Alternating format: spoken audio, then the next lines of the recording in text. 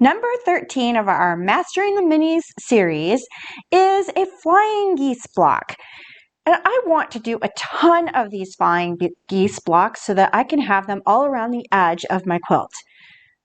I am going to use the Flying Geese by ×4 No Math Ruler by Lazy Girl Designs. And this makes it so that I can get 4 geese with very little waste. We're going to start. This is going to be my big square, and then I need 4 little squares to make my flying geese. I want this to be my big square and this to be my 4 little squares. So I'm going to start by using my flying geese ruler, and I am going with size B, 1 by 2. I don't have to do any math here. It's already done for me. All I have to do is cut. So I'm going to line up the edges of my ruler horizontally and vertically, and then I'm going to cut my big square. Then with my other piece of fabric, I want to cut my B squares. So I know that I want to have a piece on my B's. In order to make it easier to cut out a whole bunch of them, I'm going to begin by cutting myself a nice long strip. So I'm lining up my B line right here, and I'm going to line up my larger ruler with this ruler, just like that. Then I can take that one away and do a long strip. Now I need 4 of these, so I can bring back out my flying geese ruler. Now I can use my flying geese ruler to come in here with my B, and I don't have to worry about any math at all. No 16ths on this one. So now I have 4 small squares. First thing I want to do is mark my diagonals on all 4 squares. And remember that this is going to give me 4 flying geese with very little waste. Now I can take my big square and I'm going to place 2 of my little squares right on top of that big square. And I'm going to stitch down either side of this line, and then I'll cut down the line. I have all my geese flying in formation here, ready to go. I am going to stitch on one side of each goose, then I'm going to chain stitch in the next goose so that I can keep them going and make everything go much faster. This is called chain stitching. The sewing part of sewing is always the fastest and easiest. It's always the prep that takes the longest.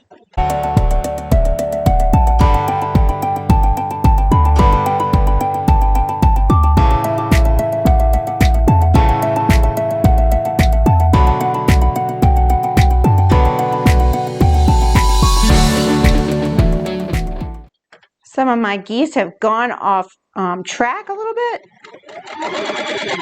The nice thing about this method, though, is we're squaring everything up in the end. So I'm not too concerned about if one of my geese goes off, as long as it's not too far off. My marked line was my cut line, so now I can go through and cut each of these pieces, and then I'm going to iron them open.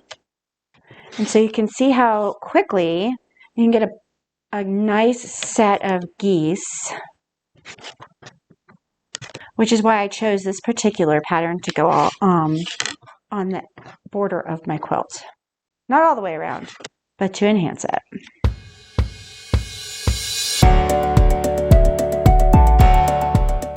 Now I have a nice gaggle of geese here, and so now each one of these geese gets another square, and then I will run them through the machine one more time on each side of the line.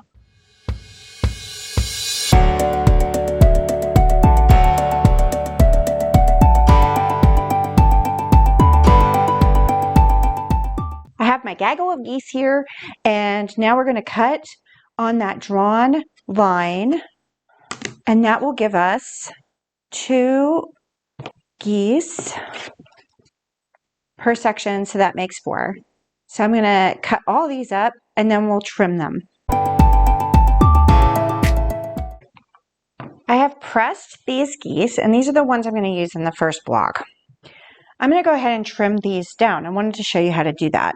So the first thing I do, because I need to get down to a 1 3/8 by 2 1/4 block. So I'm going to start up here. This is the most important part to me, is having that 1/4 inch here at my tip. So I want to make sure I've got that 1/4 inch. I'm going to square that up. Now I'm going to turn it over, and I'm going to get my 1 3/8. Now I need my 2 1/4. So the tip here is at 1 1/8 in order for me to have 2 1/4. So I am going to line that side up with the 1 1/8, keeping a couple of horizontal lines there where I can tell where they are. And you can see how this just straightens them right up really quickly. And why I just love making sure all my stuff is square before I do anything else. So now I have a perfect geese to go into my project. Remember when I was doing the original, I was like, I'm not really fussy about where my lines are ending up, just so long as I get them there. Well, I have enough here that even in this wonky block, I'm going to be fine. So first thing I'm going to do is make sure that I have that 1/4 inch.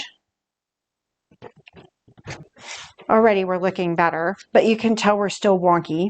So now I want my 1 3/8. So I'm taking that 1 3/8 off of this line right here. So I'm lining up right here off my the edge that I got my 1/4 inch in. Yeah, my 1/4 inch off of.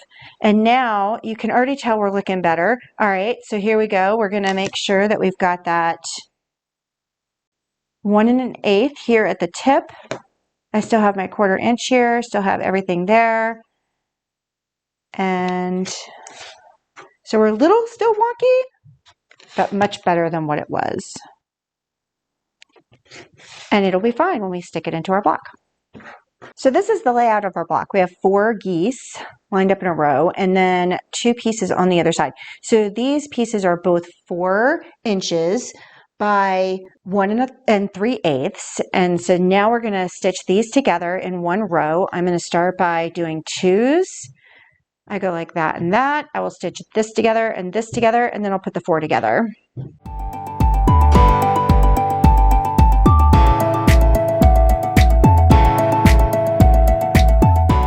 So I'm going to press all of the seams going in the same direction.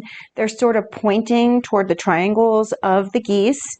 So I'll just let them.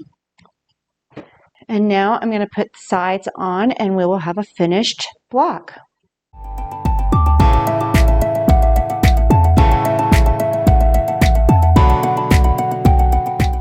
All right, so we're finished with this block. I'm going to go ahead and press it on both sides. Got a little wonky right in here, and you can see it as I'm ironing it that something's wrong. So I'm going to go ahead and pull out those stitches. As they were going through the machine, they got sort of, the thickness got to them. So I'm just going to fix that real quick so that it'll lay flatter. So I had a lot of thickness to go through, and so there were a couple of spaces that I did try to go over again just to make sure that we had a good 1/4 inch. I like to iron on both top and bottom just to make sure all those seams are going in the right direction, and it helps me catch those little things that we were seeing. Remember that block that was so wonky? It's right here. And so it doesn't have the perfect edges like you would see on the others, but that's okay.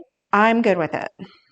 All right, so this is block number 13, and I get to measure down horizontally for these flying geese as well as diagonally, and that will help me trim up so that it will look good in the end. So I do have a little bit on the sides that I can trim up here, and then on the ends as well. Just clean everything up nice and neat.